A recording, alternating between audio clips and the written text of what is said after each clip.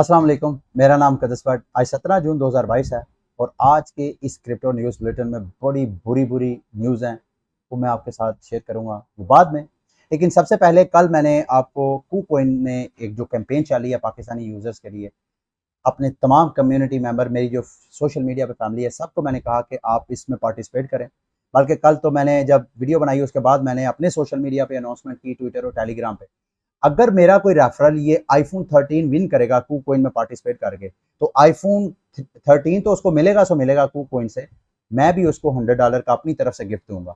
तो अगर आपने अभी तक ज्वाइन नहीं किया तो इस वीडियो के डिस्क्रिप्शन में इसका लिंक मौजूद है। आपने उस लिंक पर क्लिक करना है, अकाउंट बनाना है। अकाउंट बनाने के बाद आपने दोबारा उसी लिंक पे क्लिक करेंगे तो यहाँ ज्वाइन पे आपने क्लिक करना है। ज्वाइन पे क्लिक करेंगे तो आप इधर पार्टिसिपेट करेंगे। तो यहाँ पे आईफोन 13 उसी को मिलेगा, उस लकी विनर को, एक बंदे को मिलना है जिसकी ट्रेडिंग वॉल्यूम जो है वो ज्यादा से ज्यादा होगा। तो ज्यादा से ज्यादा आप में से जो अच्छे अच्छे ट्रेडर हैं वो उसको क्लेम करें ताकि आईफोन 13 भी मिले और इसके अलावा TRX टोकन अलग मिलेंगे। इसके बारे में मैं ऑलरेडी डिस्कस कर चुका हूँ, आप रूल्स वगैरह सारे पढ़ सकते हैं इसके। अच्छा, कल मेरे से किसी ने पूछा, सर KuCoin में जब हम फ्यूचर ट्रेड लगाते हैं तो फ्यूचर ट्रेड लगाने पे ना TP लगता है, ना SL लगता है और ना ही लिक्विडेशन का बताते हैं। मेरा ख्याल है आपको मिसअंडरस्टैंडिंग हो रही है। यहाँ पे आपने ट्रेड पे आना है। ट्रेड पे आके मैं मार्जिन ट्रेडिंग पे जरा जाता हूँ। आप जब मार्जिन ट्रेडिंग के ऑप्शन में जाएंगे तो सबसे पहले, अगर तो आपका बिल्कुल फ्रेश अकाउंट है, तो आप जब अपना मार्जिन अकाउंट ओपन करेंगे तो KuCoin आपको $500 का फ्री ऑफ कॉस्ट यानी इंटरेस्ट फ्री आपको लोन देगा, जिसपे कोई आपको इंटरेस्ट नहीं है, सूद नहीं है। यानी फ्री ऑफ कॉस्ट आपको $500 का लोन देगा। वो ऑब्वियसली आपने वापस करना है। अच्छा, उसके लिए जब आप इधर क्रॉस मार्जिन अकाउंट ओपन करेंगे तो डायरेक्ट आपको उस पेज पे ले जाएगा जहां पे आप $500 क्लेम कर सकते हैं। अगर नहीं तो ये आपको इन्वेलप नजर आ रहा है स्क्रीन पे मेरे, इंटरेस्ट फ्री गो, यहाँ पे आप क्लिक करेंगे तो एग्जैक्टली उस पेज पे चले जाएंगे। उस पेज पे जाएंगे तो आपने अपने जो आपका मार्जिन अकाउंट है उसमें कोई, मेरा ख्याल है मिनिमम $10 का आपने बैलेंस ऐड करना है। बैलेंस ऐड कर लेंगे। जैसे कि मेरे ऑलरेडी अकाउंट में, मेरा ख्याल है मेरे मेरे अकाउंट में बैलेंस नहीं है, मैं पहले ट्रांसफर करूंगा। यहाँ से ट्रेडिंग अकाउंट में $267 का बैलेंस पड़ा हुआ है, इसको मैं क्रॉस मार्जिन अकाउंट में डालूंगा। जैसे ही मैं क्रॉस मार्जिन में फंड्स डालूंगा तो यहाँ मैं अप टू $500 का बैलेंस ले सकता हूँ। अप टू 500 का लोन ले सकता हूँ। ये लोन जो है वो सूद फ्री है, मैं बार बार आपको रिपीट कर रहा हूँ। और अभी जैसे ही मैं लोन ले लूंगा तो यहाँ पे देखिएगा मेरा जो बैलेंस है वो 267 की बजाय वो 567 है, यानी $500 मेरा लोन है।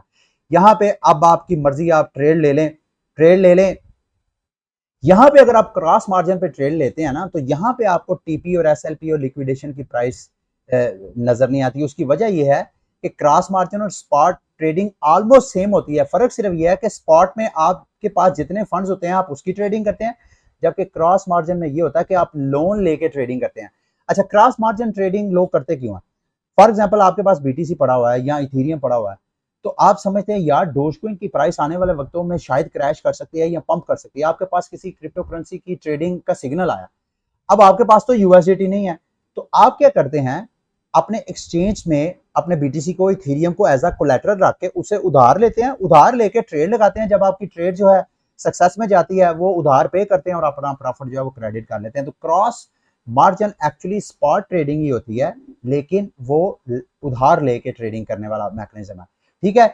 अगर आप फ्यूचर ट्रेडिंग पे जाएं, KuCoin की फ्यूचर ट्रेड पे जाएं। अच्छा, यहाँ पे कुछ लोग कहते हैं यार ये क्रॉस मार्जिन में बैलेंस बाद में ट्रांसफर नहीं होता। ये देखें, यहाँ पे आए, अगर आप क्रॉस मार्जिन से दोबारा ट्रेडिंग अकाउंट में बैलेंस डालें तो यहाँ पे बैलेंस नजर नहीं आता, जीरो बैलेंस। हालांकि आपका अपना, मेरा अपना $267 बैलेंस तो था। तो उसका तरीका यह है कि सबसे पहले आपने लोन जो लिया है उसको पहले पे करें। लोन को अगर पे करेंगे तो उसके बाद आपके फंड जो है वो रिलीज हो जाएंगे। उसके लिए आप यहाँ पे मेन अकाउंट में आए, सॉरी यहाँ पे मार्जिन अकाउंट में आपने आना है। मैं मेन अकाउंट में चला, मार्जिन अकाउंट में आप आए। मार्जिन अकाउंट से सबसे पहले आप अपना लोन पे करें, जैसे कि ये वाला, यहाँ से रीपे लोन, $500 का अपना लोन पे करें। जैसे ही आप लोन पे करेंगे तो आपकी जो नेट एसेट्स हैं $267 वो अवेलेबल हो जाएंगे। उसको आप बाद में यहाँ पे ट्रांसफर पे क्लिक करें तो जहां मर्जी आप ट्रांसफर कर लें।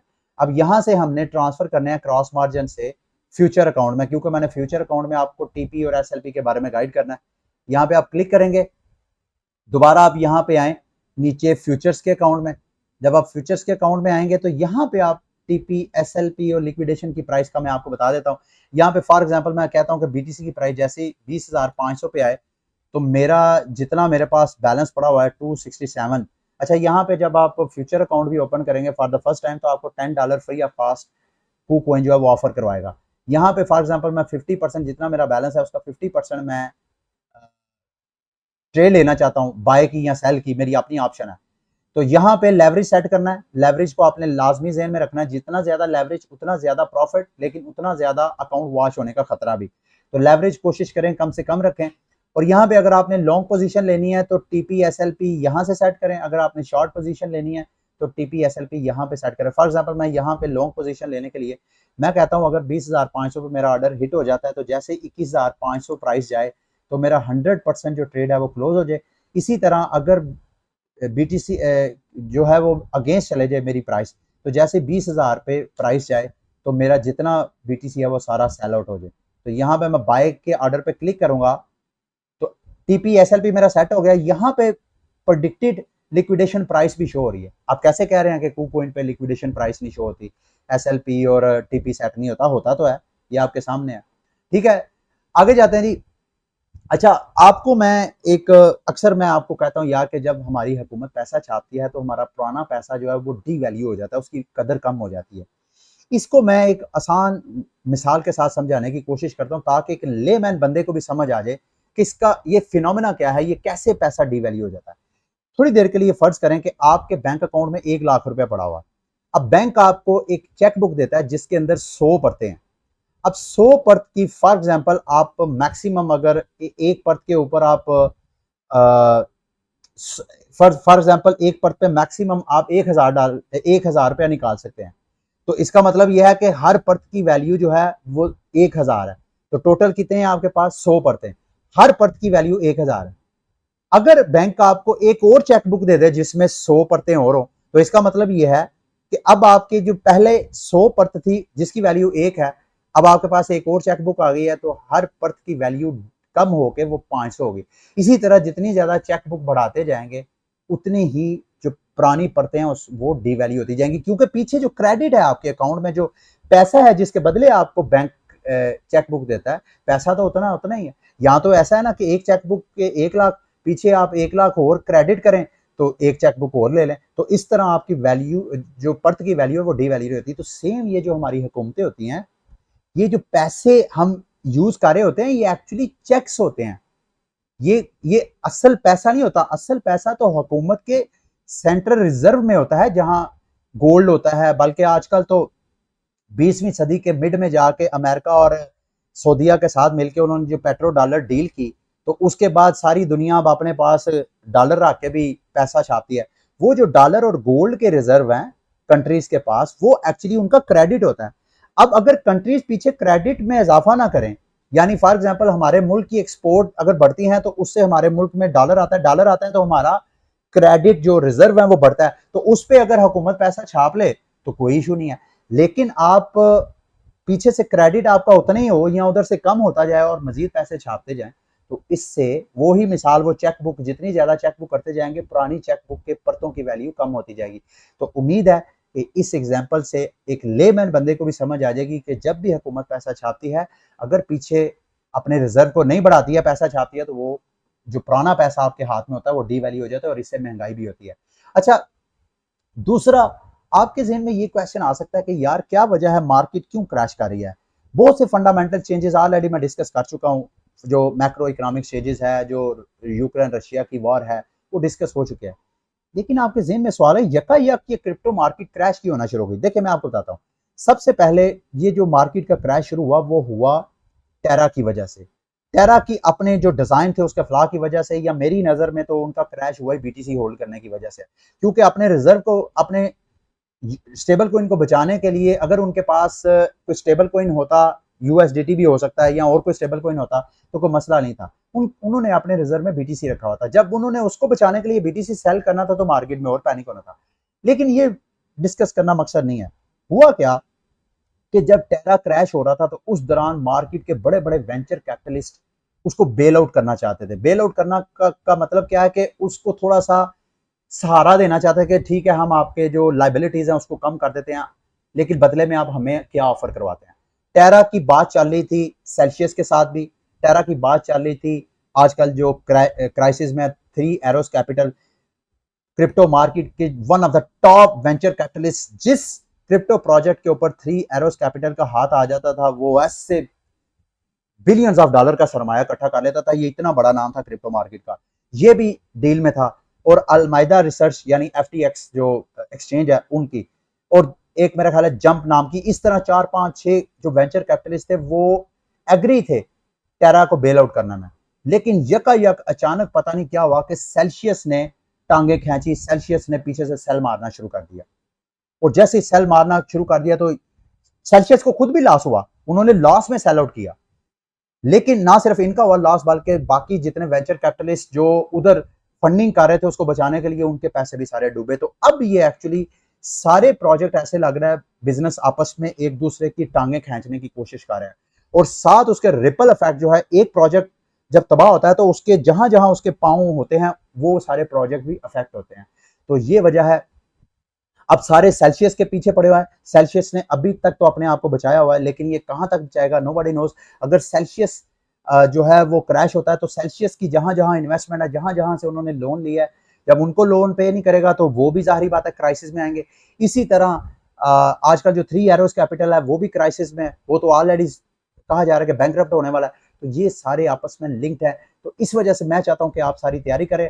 अब थ्री एरोस कैपिटल ने जहां जहां इन्वेस्टमेंट किया है, मेरी रिकमेंडेशन ये है कि आप कोशिश करें कि वहां से आप आउट हो जाए, इससे पहले कि इसके रिपल इफेक्ट, अगर थ्री एरोस कैपिटल बाकायदा अनाउंसमेंट हो जाती है कि ये बैंकरप्ट हो गया, तो लोगों ने उनके जो प्रोजेक्ट जहां जहां उसकी इन्वेस्टमेंट है, क्योंकि थ्री एरोस कैपिटल ने जहां जहां इन्वेस्टमेंट किया अपने आप को बचाने के लिए, सबसे पहले उसके पास क्या टूल है, उसने उन प्रोजेक्ट्स में अपनी इन्वेस्टमेंट निकाली है ताकि अपने लाइबिलिटीज को कम करे।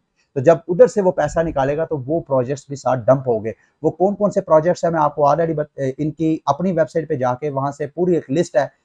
आप थ्री एरोस कैप.com वेबसाइट है इनकी, वहां पे जाएं, सिलेक्ट इन्वेस्टमेंट में जाएं, तो यहाँ पे किन किन प्रोजेक्ट्स में इन्होंने इन्वेस्टमेंट की है जिनमें खदशा है कि शायद उनको ये डंप करें, ये वो प्रोजेक्ट्स के सारे नाम है। बेस लेयर में एवलांच, बीटीसी, इथेरियम, कोसामा, ये सारे। इसी तरह D5 प्रोजेक्ट्स कहाँ कहाँ इन्होंने इन्वेस्टमेंट की है उन प्रोजेक्ट्स में, और इसके अलावा गेमिंग प्रोजेक्ट्स में भी इन्होंने की है, ऑक्सी इन्फिनिटी, क्रिप्टो रेडर्स, ये सारे वो प्रोजेक्ट्स हैं। इन सारे प्रोजेक्ट्स को आपने कोशिश करना है कि रिस्क मैनेजमेंट करें, वहां से अपने पैसे अगर निकाल सकते हैं, अपने पैसों को सिक्योर कर सकते हैं तो आप करें। अगली बड़ी और बुरी न्यूज, टेस्ला के जो ऑनर हैं इलन मस्क के अगेंस्ट जो है एक बाकायदा कानूनी चाराजोई की जा रही है, और उनको 258 बिलियन डॉलर का केस भुगतना पड़ा है। इनके ऊपर इल्जाम है कि इन्होंने डोज कोइन को पैरामिड स्कीम के तौर पे रन करके लोगों के साथ फ्रॉड किया है। और इस न्यूज के आने के बाद डोज कोइन की प्राइस जो है कल से 8 सेंट से तकरीबन ये 5 सेंट के ऊपर, 5-6 सेंट के ऊपर जो है वो ट्रेड हो रही है।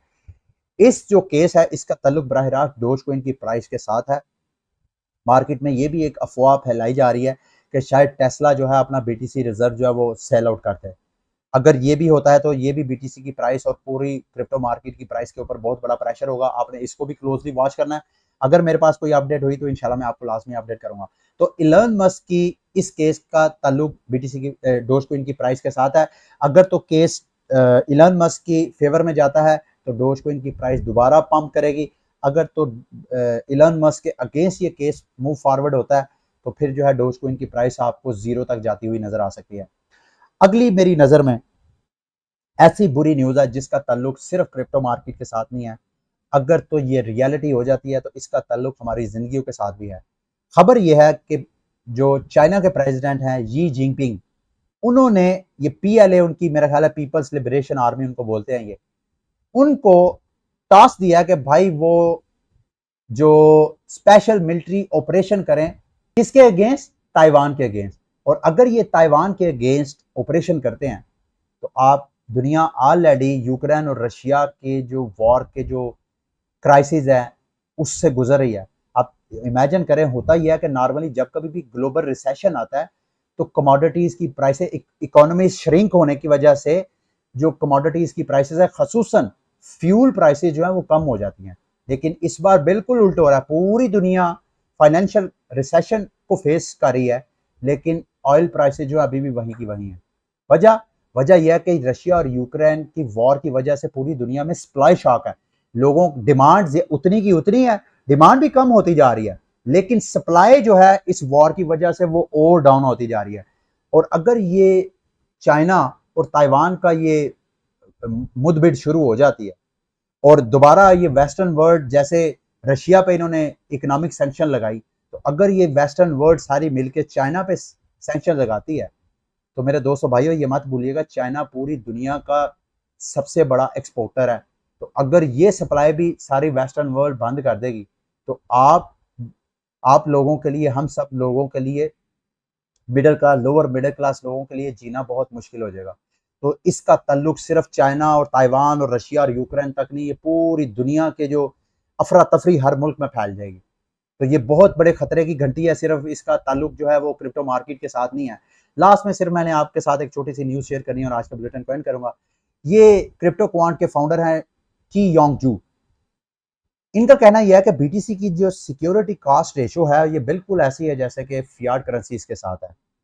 अब इस सूरत हाल में उन्होंने दो सिनेरियोस डिजाइन किया। उन्होंने कहा कि बीटीसी की इस वक्त जो करंट प्राइस है, अगर उसको बीटीसी के हैश रेट के साथ कंपेयर किया जाए, हैश रेट दूसरे लफ्जों में बीटीसी के नेटवर्क को बचाने की जो कॉस्ट है, बिल्कुल ऐसी है जैसे कोई कंट्री है, फॉर एग्जांपल अमेरिका है, उसके पास डॉलर है जितना भी 100 trillion trillion plus, for example अगर उसके पास पैसा है, तो उस पैसे को बचाने के लिए उनको डिफेंस सिस्टम चाहिए। यानी वैसे तो जो अमेरिकी आर्मी है वो अमेरिका को बचाने की कोशिश करती है, लेकिन अमेरिका को बचाने का मतलब उनकी करेंसी को बचाना है ना। तो एक्चुअली कोई भी कंट्री अपनी जो मिलिट्री एक्सपेंडिचर होते हैं, उनके अखराजात होते हैं जो डिफेंस के, वो एक्चुअली उस कंट्री को नहीं, उनके अपने पैसे को, उनकी फियाट करेंसी को बचाने के लिए, उनके इकोनॉमिक मॉडल को बचाने के लिए वो अखराजात होते हैं। तो उसके साथ तो इसी तरह बीटीसी के नेटवर्क को बचाने के लिए उसका हैश रेट होता है, यानी माइनर जो बिजली यूज करते हैं उसकी हैश रेट। वो कहते हैं इस वक्त बीटीसी का जो मार्केट कैप है वो अगर कंपेयर किया जाए हैश रेट के साथ, तो बीटीसी की वैल्यू हाईली अंडर वैल्यू है। तो इस सूरत हाल में दूसरा सिनेरियो यह है कि अगर हैश रेट इसी तरह रहा और मार्केट कैप जो है बीटीसी का इतना ही रहा या इससे नीचे रहा, तो उसमें क्या होगा, जो बीटीसी माइनर है उनकी कॉस्ट ज्यादा होने की वजह से वो माइनिंग छोड़ देंगे। अगर छोड़ देंगे तो ये भी मार्केट में एक बहुत बड़ा पैनिक होगा। हैश रेट डाउन होने की वजह से भी एक पैनिक होता है क्रिप्टो मार्केट के अंदर। ये साथ उन्होंने एक रैशनल दिया है, एक लॉजिक पेश किया उन्होंने, जो पूरी दुनिया की फियाट मार्केट है वो तकरीबन 124 ट्रिलियन है, जबकि जो उसकी मिलिट्री एक्सपेंडिचर है वो 1.6 ट्रिलियन है, और इसकी रेशो अगर निकाली जाए तो वो 77.5% बाय वन बनती है। जबकि बीटीसी का मार्केट कैप भी 391 बिलियन है, और जो इसकी हैश रेट है या इलेक्ट्रिसिटी कॉस्ट है वो 5 बिलियन है, जिसकी रेशो ऑलमोस्ट उतनी बनती है जितनी की फियाट मार्केट कैप। तो ये था आज का बुलेटिन। उम्मीद करता हूँ कि आज का बुलेटिन भी आपके लिए इंफॉर्मेटिव रहा होगा। अगली वीडियो तक के लिए मुझे इजाज़त दीजिए। अल्लाह हाफिज़।